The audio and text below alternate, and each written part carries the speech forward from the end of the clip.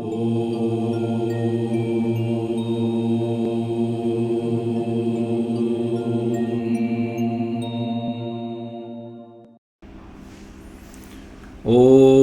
પરબ્રહ્મણે નમઃ.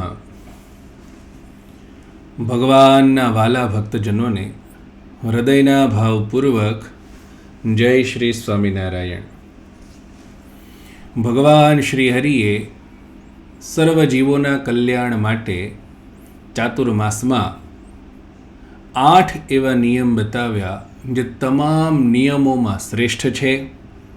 તેમાંથી કોઈ 1, 2, 3 જેટલી આપણી શક્તિ હોય એ શક્તિ અનુસાર, જેટલો આપણી પાસે સમય હોય એ સમય અનુસાર આપણે એ નિયમો ધારણ કરવા જોઈએ. તેનું વ્યાખ્યાન ચાલે છે. આજે આપણે જોઈશું સ્તોત્ર પાઠ વિશે. સ્તોત્ર શબ્દ સંસ્કૃત છે. સ્તુ ધાતુને સ્ટ્રન પ્રત્યય થઈ અને સ્તોત્ર શબ્દ બને છે. સ્તોત્રનો અર્થ થાય સ્તુતિ કરવી, પ્રશંસા કરવી, વખાણ કરવા. જ્યારે કોઈ ભક્તને ભગવાન શ્રીહરિનો સાક્ષાત્કાર થાય છે ત્યારે એ ભક્તના હૃદયમાંથી ભગવાન માટે જે શબ્દો શરી પડે છે, યાદ રાખજો, સાક્ષાત્કાર વખતની વાત છે. ભગવાન સામે ઊભા છે, ભક્તનું હૃદય એકદમ પીગળી અને ભગવાન શ્રી હરિ મય થઈ ગયું છે. ભક્તને પોતાનું પણ ભાન નથી. એવી અવસ્થામાં ભક્તના હૃદયમાંથી ભગવાનની જે સ્તુતિ નીકળે છે એને સ્તોત્ર કહેવાય છે. બીજી વ્યાખ્યા, જ્યારે ભક્તને અતિશય પ્રેમે કરીને ભગવાનને મળવાનું મન થાય છે, ભગવાનના સાક્ષાત્કારનું મન થાય છે, ત્યારે એ તમામ ઇન્દ્રિયોની વૃત્તિઓને પાછી વાળી જીવની અંદર ભગવાનનો સાક્ષાત્કાર કરવાની કોશિશ કરે છે અને એ ભગવાનના હૃદયની અંદર દર્શન થાય ત્યારે જે સ્તુતિ નીકળે છે ભક્તના હૃદયમાંથી, એ સ્તોત્ર છે. કોઈ પણ રીતે આપણે જઈએ, પરંતુ સાક્ષાત્કાર કરવા માટે અથવા સાક્ષાત્કાર થતા હૃદયમાંથી જે સ્તુતિ નીકળે છે એને સ્તોત્ર કહેવાય. પંડિતાઈ દ્વારા જો સ્તુતિ લખવામાં આવી છે તો એ સ્તોત્ર નથી, મારા મતે નથી. કારણ કે સ્તોત્રના ફળ છે. મજાની વાત એ છે કે ભગવાન શ્રી હરિએ ગુણ કીર્તનમ અર્થાત કીર્તન ભક્તિ કરવી આવું એક નિયમ આપી દીધું. તે છતાં પણ સ્તોત્ર પાઠને એક અલગ નિયમનો દરજ્જો આપ્યો છે. તો ભગવાનની સ્તુતિ જ, ભગવાનના ગુણ કીર્તન જ છે આની અંદર, છતાં પણ આને એક અલગ દરજ્જો આપ્યો તો એની કંઈક વિશેષતા હશે. આપણે એ જ વિશેષતા સમજવાનો આજે પ્રયત્ન કરીશું. મજાની વાત હું કહેતો તો એ છે કે સ્તોત્રમાં આપણો ભાવ નથી, આપણા શબ્દો નથી, આપણી સ્તુતિ નથી.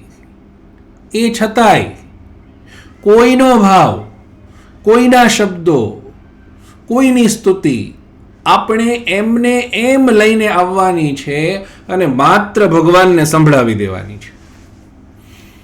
પણ એ સાંભળીને પણ ભગવાન શ્રી હરિ એવા જ રાજી થાય છે જેવા પેલા ભક્ત પર થયા હતા. કારણ કે એ શબ્દોને ભગવાન શ્રી હરિનો સીધો સંબંધ જે તે સમયે થયેલો છે. સંસ્કૃતની અંદર સ્તોત્ર છે એટલા માટે ભગવાનના ભક્તજનોએ જેટલા સ્તોત્ર પોતાને પ્રિય લાગે, જે સ્તોત્ર પર ભક્તને રુચિ થાય કે આ સ્તોત્રનો પાઠ મારે રોજ કરવો છે, ચાતુર્માસ દરમિયાન કરવો છે, તો સૌથી પહેલું કામ એ કરો કે એ સ્તોત્રને શુદ્ધ ઉચ્ચારણમાં શીખી લો. સ્તોત્રની તકલીફ ત્યાં છે કે ઉચ્ચારણ શુદ્ધિ ના હોય તો એ જેવું જોઈએ તેવું યથાર્થ ફળ આપનારું થતું નથી. સત્સંગમાં એવી પરંપરા છે કે બધા બોલતા હોય એ સાંભળીને આપણે શીખી જઈએ છીએ, પણ શીખવાનો અલગથી પ્રયત્ન ક્યારેય કરતા નથી. પરિણામ એ આવે છે કે એટલી બધી અશુદ્ધિ ભરેલી આપણી સ્તુતિઓ હોય છે. અમારા એક મહાપુરુષ હતા, એટલી સરસ મજાની ભગવાને બહુ સારો કંઠ આપેલો, ઉચ્ચ સ્વરે આરતી ધૂન સ્તુતિ કરે, પણ સાંભળીને શીખેલા. તો નિર્વિકલ્પ ઉત્તમતી એ જ્યારે એ ગાય અને જો તમને એ ગાય છે એનો અર્થ ખબર પડતી હોય તો હસ્યા વગર તમે રહી નહીં શકો. એટલું હસવું આવે તમને. એ સ્તુતિ એમણે એવી રીતે મુખપાઠ કરેલી સાંભળીને, કારણ કે પોતે શીખવાનો પ્રયત્ન નહીં કરેલો. વિધવા કો સ્પર્શત નહીં શબ્દ આવો છે, તે મહાપુરુષ બોલતા વિધવા કો ફુરસત નહીં. બધા જ વાક્યોમાં આવું એમનું કંઈક ને કંઈક પોતાનું હતું, કારણ કે જ્યારે એમણે સાંભળ્યું, શીખવાની કોશિશ કરી, ત્યારે એ શબ્દ બરાબર હતો કે નહીં એ એમને સમજાવવા વાળું કોઈ નહોતું.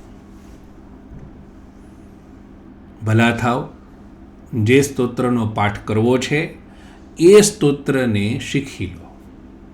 જ્યાંથી શીખાતું હોય, કોઈ વ્યક્તિ પાસેથી, કોઈ સાધુ સંત પાસેથી, કોઈ ભગવાનના ભક્તો પાસેથી. અરે અમે આ ચેનલ ઉપર સંતો ભક્તોને શુદ્ધ ઉચ્ચારણ શીખાય એના માટે અનેક સ્તોત્ર મૂક્યા છે. તમે કોઈક મૂકેલા સ્તોત્રથી પણ જો તમે અલગ સ્તોત્ર કોઈક શીખવા માગતા હો તો અમને કમેન્ટ કરીને જણાવો કે અમારે આ સ્તોત્ર શીખવું છે. અમે વહેલી તકે આ ચેનલ પર એ સ્તોત્રને પણ મૂકીશું, પણ તમે શુદ્ધ ઉચ્ચારણ શીખી અને ભગવાનને રાજી કરવાનો પ્રયત્ન કરો. સ્તોત્ર છે ને એ સબીજ છે. આપણે ચણા ખાઈએ તો ચણા ખાવામાં બહુ મીઠા લાગે, જે ફોડેલા ચણા છે એ. પણ એ ચણાને જો વાવીએ તો એ ચણા ઉગે નહીં, કારણ કે એને શેકી નાખેલા છે, એ નિર્બીજ થઈ ગયા છે. હવે એ ખાલી ખાવા માટે કામ લાગે એવા છે.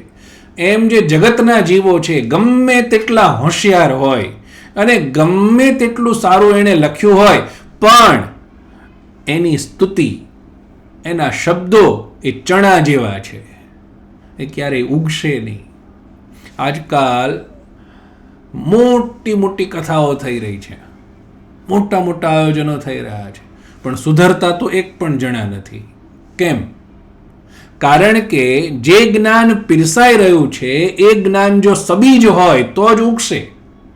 એ જ્ઞાન નિર્બીજ હોય તો ઉગશે નહીં. ઉગે એ ચણા જે અત્યંત કઠોર લાગે, પણ એને જ વાવવા પડે તો જ ચણા ઉગે. એવી જ રીતે આ એક દ્રષ્ટાંત છે. આપણે થોડી મહેનત કરવી પડે ભગવાનને રાજી કરવા માટે, પણ એકવાર તમે શીખી લીધું તો એ આજીવન આપણને કામ લાગવાનું છે. તો એટલી મહેનત આપણે કરવી જોઈએ. જનમંગલનો સ્તોત્ર છે, અર્ચાવતાર સ્તોત્ર છે, એવા ઘણા બધા સ્તોત્રો છે કે જે સ્તોત્રનો પાઠ આ સત્સંગમાં હરિભક્તો સંતો કરતા હોય છે. આ સત્સંગને છોડી અને બીજા ઈષ્ટદેવને જે લોકો સ્વીકારે છે એવા લોકો પણ આદિત્ય હૃદયનો પાઠ, વિષ્ણુ સહસ્ત્ર નામનો પાઠ, નારાયણ કવચનો પાઠ, ઘણા બધા એવા સ્તોત્ર છે કે જેનો પાઠ કરતા હોય છે. પણ એ તમામ સ્તોત્ર અત્યંત ઉત્તમ છે, જેની પર ભગવાન શ્રી હરિની નજર પડી એવા છે. મેં જેમ પહેલા કીધું કે ગુણ કીર્તન ભક્તિ એકવાર ભગવાન શ્રી હરિએ કહી દીધી. વિષ્ણુ કથાયા શ્રવણમ વાચનમ ગુણ કીર્તનમ. ભગવાનની કથા સાંભળવી, ભગવાનની કથા વાંચવી, ભગવાનના ગુણોનું કીર્તન કરવું. 3 નંબરનું નિયમ કીર્તન ભક્તિ આપી દીધી. કીર્તન ભક્તિનો જ એક પ્રકાર છે સ્તોત્ર, કારણ કે ગુણોનું જ કીર્તન છે. માત્ર ભાષાનો ફરક છે, અહીંયા સંસ્કૃતમાં છે. પણ એ છતાંય અલગ દરજ્જો જ્યારે અપાયો છે ત્યારે આમાં કંઈક વિશેષતા છે. હવે એ વિશેષતા શું છે? જ્યારે જ્યારે ભક્તએ સ્તુતિ કરી ત્યારે ત્યારે એ સ્તુતિ જો અન્ય ભક્તજનો કરશે તો એને શું ફળ થશે એનો ત્યાં ઉલ્લેખ છે. ભગવાનના ભક્તજનો મનુષ્ય લોકમાં છે. મનુષ્ય લોક એટલી બધી વિટંબણાઓથી ઘેરાયેલો છે, જેમ પેલી કહેવત છે ને, એક સાંધે તો 13 તૂટે. આપણી પાસે ગમે એટલી વ્યવસ્થાઓ હોય, ગમે એટલા પૈસા હોય, બધું તોય ખૂટે ખૂટે ખૂટે ખૂટે જ ચાલે. કમ્પ્રોમાઇઝ કમ્પ્રોમાઇઝ કમ્પ્રોમાઇઝ દરેક વસ્તુમાં માથાકૂટ માથાકૂટ માથાકૂટ. આ દુનિયામાં બીજું કંઈ છે જ નહીં. આમ જ પૂરું કરવાનું છે. પણ એ છતાંય જ્યારે આપણી પાસે કોઈક એવું આયોજન છે કે જે આયોજનની આપૂર્તિ આપણાથી થઈ શકવાની નથી, આપણી કેપેસિટી નથી કે આપણે એ વસ્તુને પામી શકીએ, સારી ઈચ્છા છે, તો એના માટે સ્તોત્ર કામ કરશે. જેમ કે જનમંગલ સ્તોત્રમાં શતાનંદ સ્વામીનો આશીર્વાદ છે, એતત સંસેવ માનાનામ પુરુષાર્થ ચતુષ્ટયે દુર્લભમ નાસ્તિ કિમપી હરિકૃષ્ણ પ્રસાદતઃ. ભગવાન શ્રી હરિકૃષ્ણ મહારાજની કૃપાથી આ સ્તોત્રનું જે સેવન કરે એને ચારેય પુરુષાર્થમાં કાંઈ પણ દુર્લભ નથી. 10 પાઠ રોજ કરો, આપણી જે ઈચ્છા હોય એ ધીમે ધીમે ધીમે પૂરી થવા માંડે. આપણને ભગવાન એવી સદબુદ્ધિ આપે કે જેનાથી આપણે એ ઈચ્છાને બહુ ટૂંક સમયમાં સારી રીતે પૂરી કરી શકીએ. સ્તોત્ર પાઠનું આ ફળ છે. એવી જ રીતે અર્ચાવતાર સ્તોત્ર છે. તમે ગોપાળાનંદ સ્વામીનું સ્તોત્ર છે અર્ચાવતાર, એની ફળશ્રુતિઓ વાંચો તો એમાં પણ આવા જ ઉલ્લેખ છે. હરિકવચ નિત્યાનંદ સ્વામીનું છે. કવચ છે ને ઘણાક મહાત્માઓ સ્તોત્રમાં નથી ગણતા, પણ આજે આપણે એની ચર્ચા કરીશું, કારણ કે એમાં પણ ભગવાનને પ્રાર્થના જ કરાયેલી છે. તો હરિકવચ નિત્યાનંદ સ્વામીનું છે, વગેરે વગેરે ઘણા બધા સ્તોત્રો આ સત્સંગમાં પ્રચલિત છે કે જેમાં ભગવાનની સ્તુતિ છે અને અંતમાં ફળશ્રુતિ છે કે આ સ્તોત્રનો પાઠ કરશો તો આવું થશે, આ સ્તોત્રનો પાઠ કરશો તો આવું થશે. તો આપણા જીવનમાં જ્યારે જ્યારે કોઈ પણ મુશ્કેલીઓ આવે ત્યારે આપણે બીજા બધા રસ્તાઓ અપનાવીએ એના કરતાં આપણા જ ઈષ્ટદેવની સ્તુતિ કરી ભગવાન શ્રી હરિને પ્રસન્ન કરી પ્રારબ્ધથી પ્રાપ્ત થયેલી અથવા બીજી કોઈ રીતે ઊભી થયેલી એ પરિસ્થિતિને આપણે ટાળીએ અને સુખી થઈએ, એ આ સ્તોત્રનો મકસદ છે. વાલા ભક્તો, અમુક સાવધાનીઓ સ્તોત્રપાઠમાં વિશેષ છે જે કીર્તન ભક્તિમાં નથી. જેમ કે સભા ભરાઈને બેઠી છે, ધૂન થાય છે, કીર્તન થાય છે, બધા મસ્તીથી ભગવાનમાં લીન થાય છે, ત્યાં કોઈ કાયદા લાગુ પડતા નથી. પણ જ્યારે સ્તોત્રપાઠ કરો છો ત્યારે આસનની જરૂર છે, શુદ્ધિની જરૂર છે, આચમનની જરૂર છે, વગેરે વગેરે. કારણ કે આ સ્તોત્રના પાઠમાં કંઈક ને કંઈક આશીર્વાદ સંમિલિત છે ઋષિઓના, મુનિઓના, તે દ્રષ્ટાઓના, જેણે આ સ્તુતિ ભગવાનની કરી તેમના આશીર્વાદ અહીંયા મળેલા છે.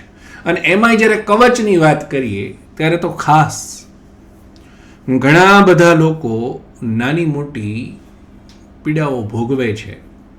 કળિયુગ છે, અશુદ્ધિઓનું ઘર છે. આ તમે ગમે એટલું સાચવો તો એ અશુદ્ધિઓ આપણો કેડો મુકતી નથી.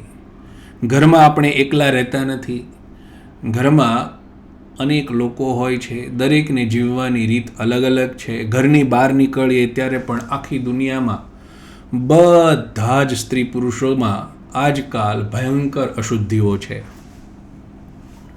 શૌચ ઇત્યાદિકના નિયમોનું કોઈ પાલન કરતું નથી. એના કારણે ઘણીક વખત નકારાત્મક શક્તિઓ આપણને ઘણી બધી રીતે પરેશાન કરે છે. ઘણીક વખત ભગવાન શ્રીહરિનો આશ્રય કરીને આપણે સુખી થઈએ એ લોકોથી જોવાતું નથી. ત્યારે પણ લોકો જાત જાતના પ્રયોગો કરી અને નકારાત્મકતાઓની વચ્ચે આપણને ઘેરી લઈ અને પાછા પાડવા માગે છે. ભગવાન શ્રીહરિને આ વાત બહુ સારી રીતે ખબર હતી. અથવા તો એમ કહો કે ભગવાન શ્રીહરિ જ્યારથી પ્રગટ થયા ત્યારથી તમે ભક્ત ચિંતામણી વાંચો, સત્સંગી જીવન વાંચો, કોટરા આવી. ભગવાન હજી દિવસોમાં છે, જેની આયુ દિવસોમાં છે, વર્ષોમાં નહીં, દિવસોમાં. એટલું નાનું કોમળ સ્વરૂપ છે, એને મારવા માટે કૃત્યાઓ આવી, કોટરાઓ આવી. તો આ બધું નકારાત્મક શક્તિઓનું પ્રદર્શન છે. કાલિદત્ત આવ્યો, એનાથી આગળ ભગવાન વન વિચરણ કરવા માંડ્યા તો પીબેક આવ્યો. આ બધું જે તે સમયે તંત્ર મંત્ર અધ્યાત્મના જે વેત્તાઓ હતા તેમણે શત્રુ મારણ માટે કે કોઈક તમને વગર લેવા દેવાએ, ઘણા માણસોની પ્રવૃત્તિ હોય એવી કે વગર લેવા દેવાએ તમને પરેશાન કર્યા જ કરે, તો એનો નિગ્રહ થાય એના માટે જે તે સમયે ઋષિમુનિઓએ જ આપેલી આ પરંપરા હતી તંત્રની, યંત્રની, મંત્રની, બધી જ. કારણ કે જે કંઈ આવ્યું છે એ ઋષિમુનિઓ પાસેથી જ આવેલું છે, પણ અત્યંત દુરુપયોગ કર્યો એ વસ્તુઓનો. માનવનું ભેજું એટલું વિચિત્ર છે કે જે કોઈ પદાર્થ મળે, જે કોઈ શક્તિ મળે, એ શક્તિને ક્યાં વાપરવી ને એ શક્તિ લેતા પહેલાં એ વિચાર કરવા માંડે કે મને આ મળી જાય તો હું આનાથી આમ કરી નાખીશ, અને આમ કરી નાખીશ, અને આમ કરી નાખીશ. અને એના માટે જ એ અત્યંત પ્રયત્નશીલ રહે. તો એ તમામ શક્તિઓનો ભયંકર દુરુપયોગ થયો છે અને આજે પણ થઈ રહ્યો છે. તો એવી કોઈ પરિસ્થિતિમાં જ્યારે આપણા ઘરમાંથી કોઈ સપડાઈ જાય કે આપણે સપડાઈ જઈએ ત્યારે કવચ એ એટલી મોટી રક્ષા છે ભગવાનની કે એની કલ્પના આપણે ના કરી શકીએ. ભગવાન શ્રી હરિએ પત્ર લખાવ્યો અને દેશ વિદેશમાં વસતા તમામ ભક્તજનોને એ પત્ર મોકલ્યો. એ પત્રમાં આજ્ઞા કરી કે અમારા જે ભક્તજનો છે એમણે નિત્ય નારાયણ કવચનો પાઠ કરવો. પ્રસાદીના પત્રોની બુક બહાર પડી હતી ઘણા સમય પહેલાં, એમાં મેં એ પત્ર વાંચ્યો છે. તમે પણ વાંચી શકો છો. ભગવાન શ્રીહરિની કેટલી દીર્ઘદ્રષ્ટિ છે કે જેમ જેમ હજુ સમય જશે એમ એમ વગર કારણે મારા આશ્રિતને કેટલા બધા લોકો પરેશાન કરશે, એ સમયે મારા આશ્રિતને મારું કવચ જોઈશે, મારી રક્ષા જોઈશે. કવચની અંદર પણ એ જ છે કે ભગવાન મારી રક્ષા કરો, આવા ભગવાન મારી રક્ષા કરો, આવા ભગવાન મારી રક્ષા કરો. આ જ કવચ છે. પણ જ્યાં સુધી આપણે એ કવચ જે રીતે કરવું જોઈએ એ શીખીએ નહીં ત્યાં સુધી એનો યથાર્થ લાભ આપણે નહીં મેળવી શકીએ. જેમ કે હું એક ઉદાહરણ આપું, જે સ્તોત્રમાં, જે કવચમાં અંગન્યાસ, કરન્યાસ,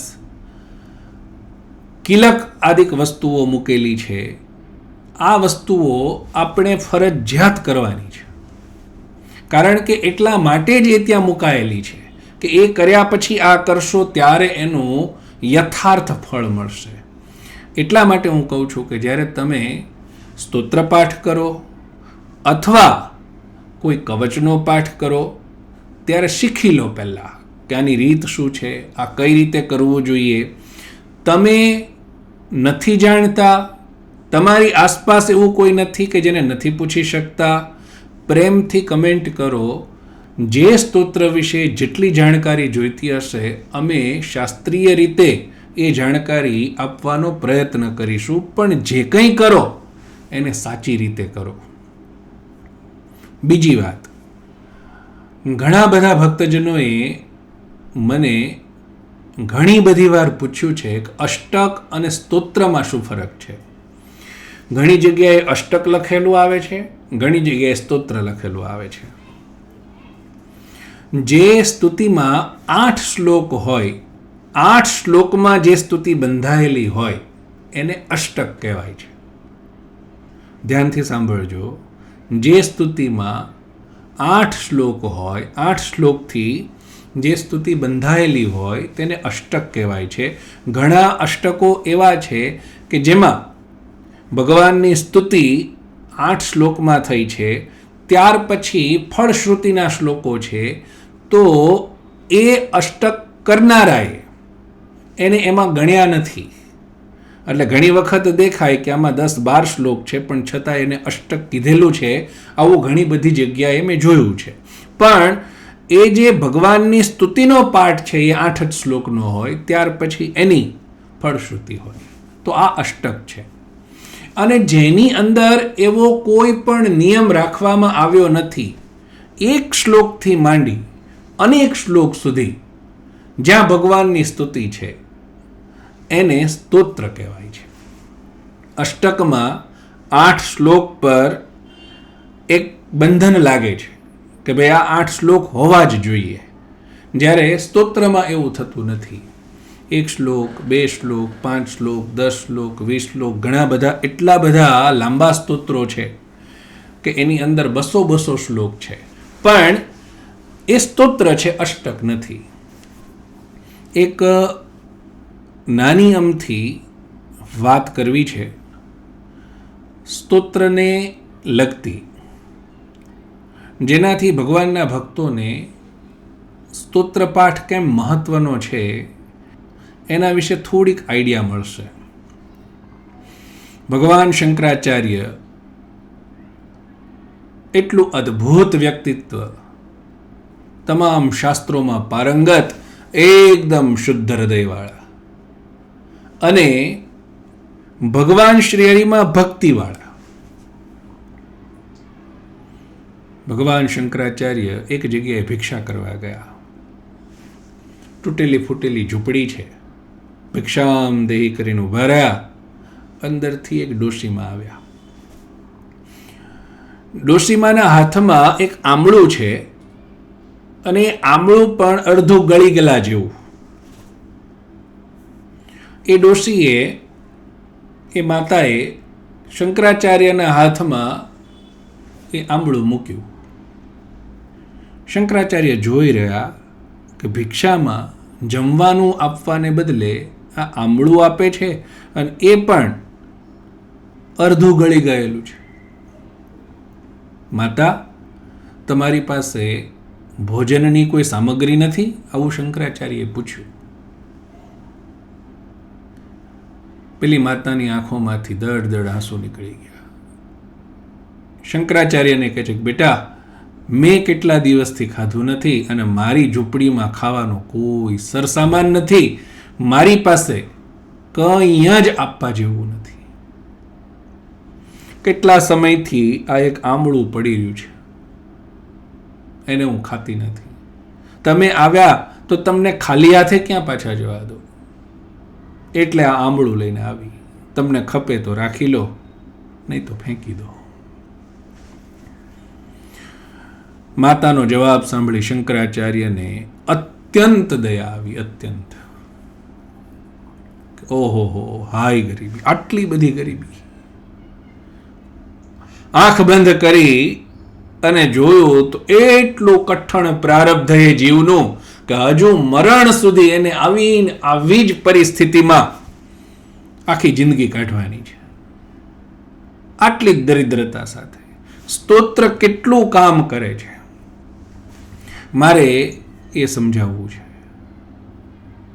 શંકરાચાર્યએ જોયું કે પ્રારબ્ધ અતિશય કઠણ છે. પ્રારબ્ધ એટલે શું?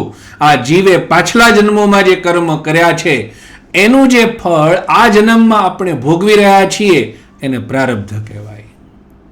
એ માતાએ પાછલા જન્મોમાં એટલા કુકર્મ કરેલા, એના ફળ સ્વરૂપે આ જન્મમાં મહાદરિદ્રતા આવેલી કે ખાવા પીવાને ન પામે.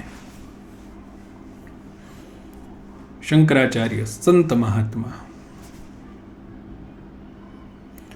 અત્યંત દયા આવી, દયાવશ થઈ અને એમને એમ થયું કે દરિદ્રતા ભલે રહી, પણ કોઈ માણસ ખાધા પીધા વગરનો રે જેની ઝોપડીએ હું આવ્યો છું,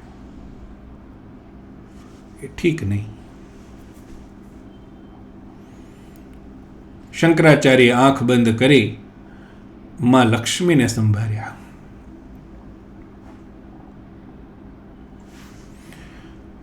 માં લક્ષ્મીને સંભાળી અને જેવો હૃદયની અંદર માં લક્ષ્મીનો સાક્ષાત્કાર થયો અને શંકરાચાર્યના મુખમાંથી, શંકરાચાર્યના હૃદયમાંથી માં લક્ષ્મીની સ્તુતિ થવા માંડી.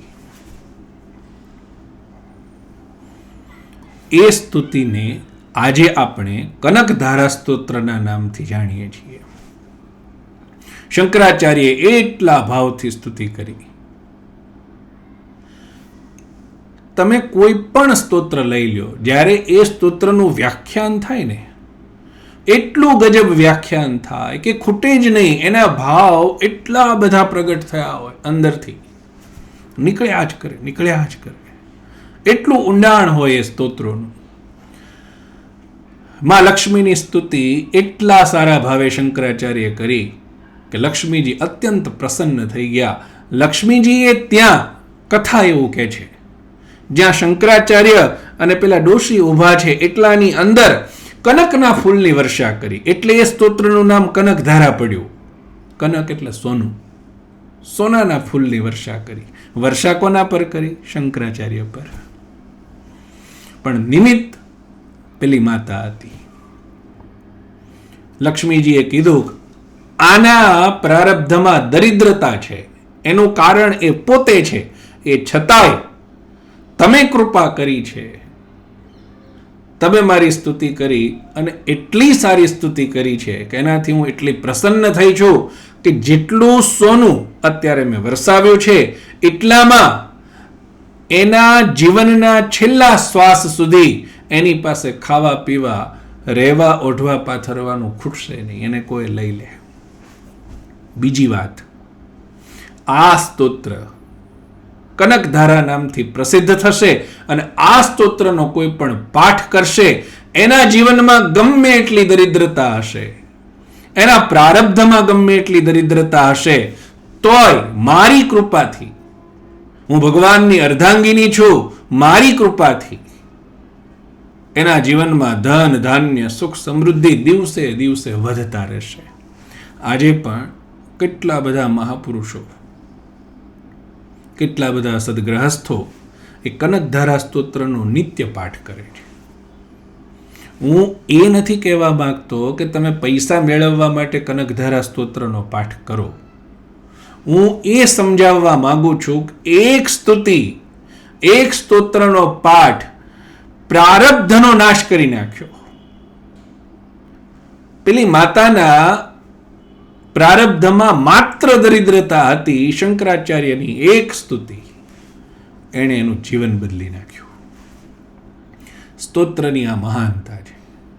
આપણે ગુણ કીર્તન કરતા રહીએ ભગવાનના, ભગવાનનું નામ સ્મરણ કરતા રહીએ, એ ઈચ્છનીય છે, આપણે એ જ કરવાનું છે.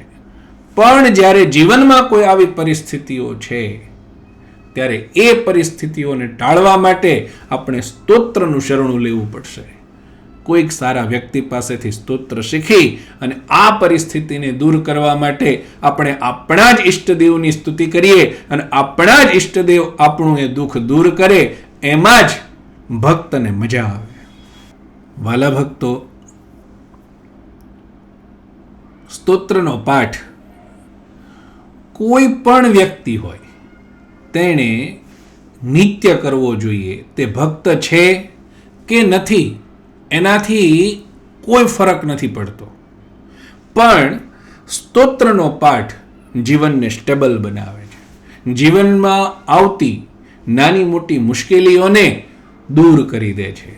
મેં કીધું એમ નારાયણ કવચ છે, હરિકવચ છે, ઇત્યાદિક ભગવાનના કવચ નકારાત્મક શક્તિઓને દૂર દૂર સુધી તમારી પાસે ફરકવા દેતી નથી. તો આપણે આપણા જીવનમાં સુખ પણ ભગવાન પાસેથી જ માગીએ, જે દુઃખ આવ્યા છે એની નિવૃત્તિ પણ ભગવાન પાસેથી જ માગીએ એ આશયથી ભક્તજન હોય એણે સ્તોત્ર પાઠ કરવો જોઈએ. જે ભક્ત નથી એને પોતાનું જીવન સ્થિર રહે, નિત્ય પ્રગતિ થતી રહે, એના માટે સ્તોત્રનો પાઠ કરવો જોઈએ. બીજી એક કથા મને યાદ આવે છે યુધિષ્ઠિર મહારાજની. યુદ્ધ કર્યું, કેટલા બધા લોકોનો સંહાર થયો. પોતાની સેનામાં, દુર્યોધનની સેનામાં લાખો લોકો મરાયા.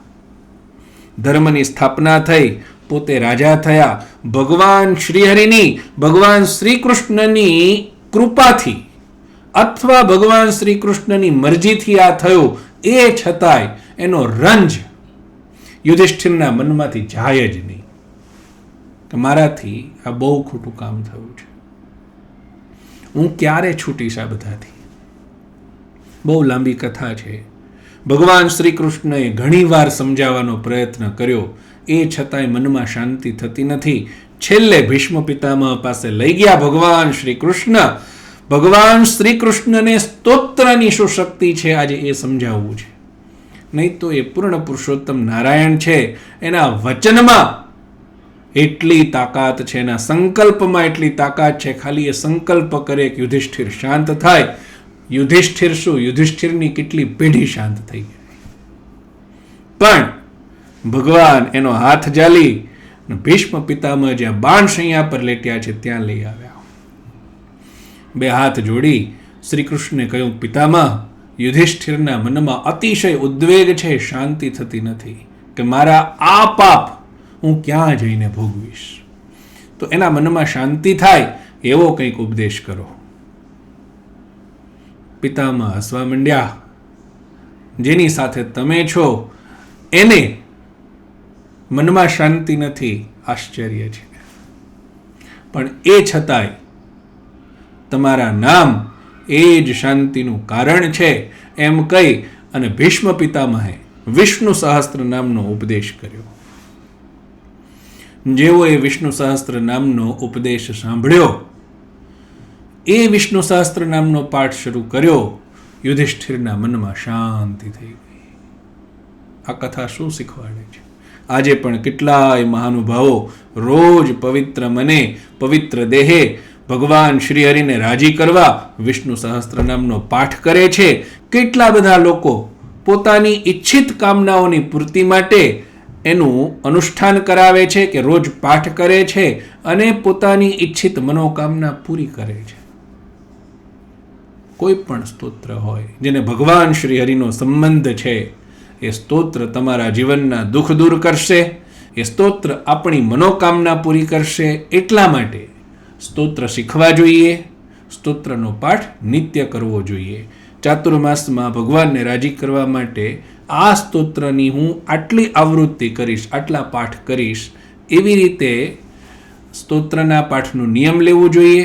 અને મેં કીધું એમ, જેમાં કિલક ઇત્યાદિકનું વર્ણન છે, જેમ કે જનમંગલમાં છે ભક્તિનંદનિતિ કિલકમ, તો જે ઓમ અશ્ય શ્રી જનમંગલાખ્યસ્ય શ્રી હર્યષ્ટોત્તર શતનામ સ્તોત્ર મંત્રસ્ય શતાનંદ ઋષિ ઇત્યાદિકથી જે પેરેગ્રાફ શરૂ થાય છે વિનિયોગ ત્યાં સુધીનો, આ પેરેગ્રાફ ફરજિયાત બોલવો જોઈએ. કિલકનો અર્થ થાય બાંધી દેવું, જેમાં અદ્ભુત શક્તિઓ ઋષિઓએ મૂકી એ સ્તોત્રોને ક્યાંક ને ક્યાંક બાંધી રાખ્યા છે. એનો દુરુપયોગ ન થાય એના માટે. એટલા માટે જેમાં કિલક શબ્દનો પ્રયોગ થયો છે તો એ જગ્યાઓને આપણે અવશ્ય એ બોલી અને ત્યાર પછી જ સ્તોત્રનો પાઠ કરવો જોઈએ. આ વિષયનો આ ચેનલ પર એક વિડીયો અલગથી મૂકવામાં આવ્યો છે, જેમાં આની સંપૂર્ણ માહિતી આપવામાં આવી છે. જનમંગલ સ્તોત્રની સંપૂર્ણ માહિતી, આવું એનું નામ છે. તમે એને જોઈ શકો છો, ત્યાંથી આ વાતને સમજી શકો છો. તમામ ભક્તોને વિનમ્ર પ્રાર્થના છે કે ઘણીક વખત ભગવાનના ભક્તોને આ સ્તોત્ર સંબંધી માહિતી હોતી નથી, સ્તોત્ર સંબંધી વિવેક હોતો નથી. તો આ વિડીયોનો પ્રચાર પ્રસાર કરજો, જેનાથી મારા પર અને તમારા પર ભગવાનના ભક્તો અને ભગવાન શ્રી હરિ રાજી થાય. કોઈ પણ સ્તોત્ર સંબંધી પ્રશ્ન હોય કમેન્ટ કરજો. તમારે કોઈ સ્તોત્ર શીખવું હોય તો પણ કોમેન્ટ કરજો. અને આ ચેનલને જરૂરથી સબસ્ક્રાઈબ કરજો, કારણ કે આ ચેનલ પરથી અમે ભક્તોને રાજી કરવાનો, સંતો મહાત્માને રાજી કરવાનો યથાશક્તિ પ્રયાસ કરતા રહીએ છીએ. આશીર્વાદ આપજો. જય શ્રી સ્વામિનારાયણ.